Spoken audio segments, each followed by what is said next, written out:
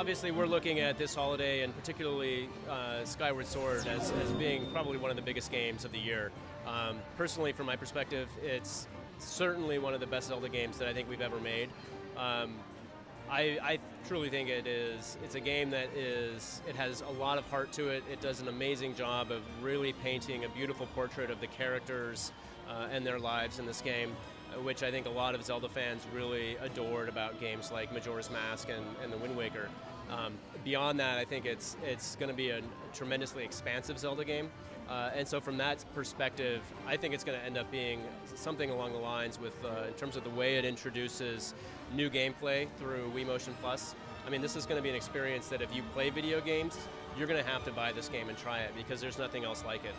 There hasn't been a game up until now that has really done what this game is doing with motion control, and doing it in a way that isn't just some kind of a gimmick. It really is all about immersing yourself into the gameplay, and it does an amazing job of doing that.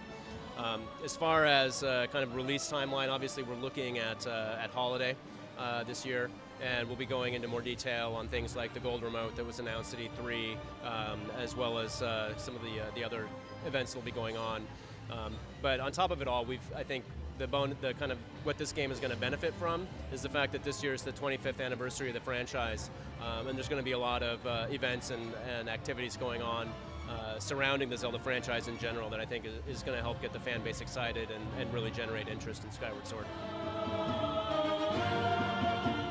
There are some people out there that have said, oh, they really want to see a change in the formula, and one of the things that I think our development teams at Nintendo are really good at is introducing new gameplay ideas whenever they come out with a new game. I would certainly say that games like Phantom Hourglass and Spirit Tracks were certainly departures from the traditional Zelda formula, particularly when it comes to the play control and the stylus control in those games. But this game really does, I think, a great job of kind of blending overworld into dungeon and really making it feel like there's just so much more exploration and puzzle solving going on.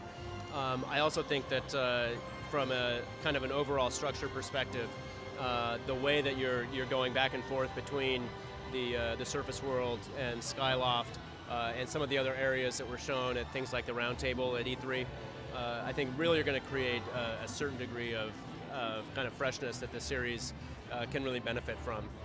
Personally speaking, I haven't finished the game yet myself, but I'm fairly deep into it, and it's so far probably one of my favorite Zelda games ever.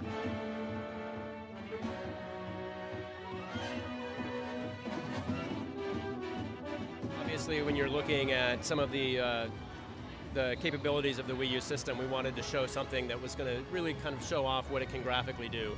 And I think Zelda and the art style that we showed is one way that does a great job, particularly of highlighting things like the lighting and whatnot.